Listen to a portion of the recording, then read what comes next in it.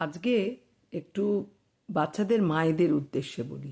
অনেক সময় স্কুল থেকে হোমওয়ার্ক এসে গেল, কীরকম কিছু রচনা লিখতে হবে বা অনুচ্ছেদ রচনা করতে হবে। তখন সঙ্গে সঙ্গে মায়েরা খুব বিপদে পড়ে যান অনেক সময়। এখন যদিও বিপদে পড়ার কিছু নেই, কারণ গুগল সার্চ করলেই আপনারা অনেক কিছু পেয়ে যান। তবে আমি আপনাদের একটা কথা বলবো, যখন কোনো বিষয়ে রচনা লিখতে দেওয়া হয় সেই বিষয়টা নিয়ে বাচ্চাদেরকে একটু ভাবতে হবে। ধরুন, একটি গাছ একটি প্রাণ, এই রকম একটি রচনা এলো।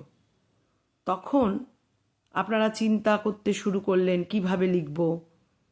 আগে বাচ্চাদের দিয়ে ভাবান যে ওরা কি বলতে চাইছে, ওদেরকে বুঝিয়ে দিন বিষয়টা কি। একটি গাছ একটি প্রাণ অর্থাৎ কি, গাছ যত বেশি পরিবেশে থাকবে তত বেশি আমাদের প্রাণ বাঁচবে। তার মানে এইরকম যখন কোনো রচনা থাকলো, তখন বাচ্চারা নিজেরাই বলবে যে গাছ থাকলে সমাজের কি কি উপকার, পরিবেশের কি কি উপকার, পরিবেশ যদি উপকৃত হয় সেই পরিবেশে বসবাসকারী জীবগুলোও উপকৃত হবে। গাছ আমাদের কি কি দেয়, গাছ থেকে আমরা কি কি উপকার পাই, এইগুলো ওদের দিয়েই বলিয়ে নেবেন। বলিয়ে নেবার পর তারপর ওদেরকে বলবেন নিজের ভাষায় লিখতে। তাহলেই দেখবেন ওদের পক্ষে আর রচনা লেখাটা খুব একটা কঠিন হবে না। আমি অনেক সময় দেখেছি অনেক ছেলেমেয়েরা অনেক কঠিন কঠিন কোটেশন ব্যবহার করে রচনা লেখো।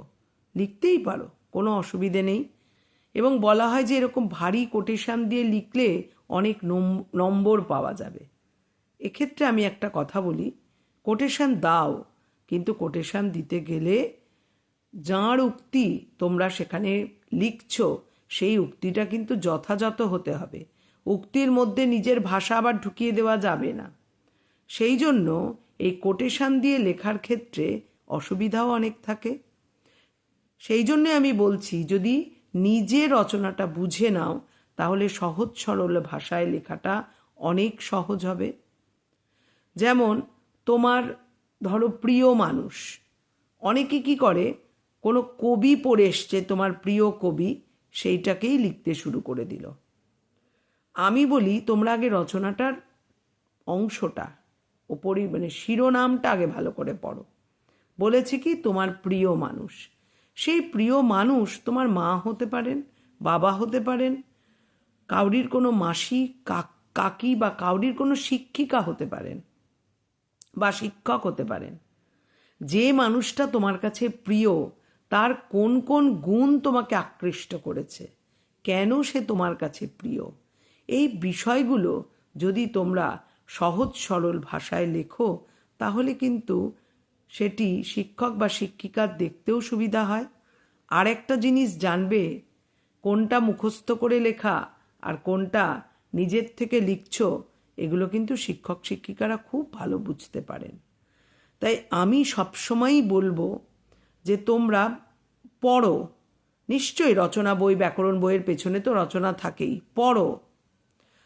পড়ে কিন্তু হুবহু লেখার দরকার নেই, পড়ে নাও, পড়ে তার থেকে একটা ধারণা নাও, ধারণা নেবার পর নিজের ভাষার সংযোজন ঘটাও এবং ঘটিয়ে সহজ সরল ভাষায় লেখো। আর কোটেশন দেওয়ার ক্ষেত্রটা তো তোমাদের আমি বলেই দিলাম যে কিভাবে তোমাদেরকে লিখতে হবে। ঠিক আছে, আজকে এই পর্যন্ত।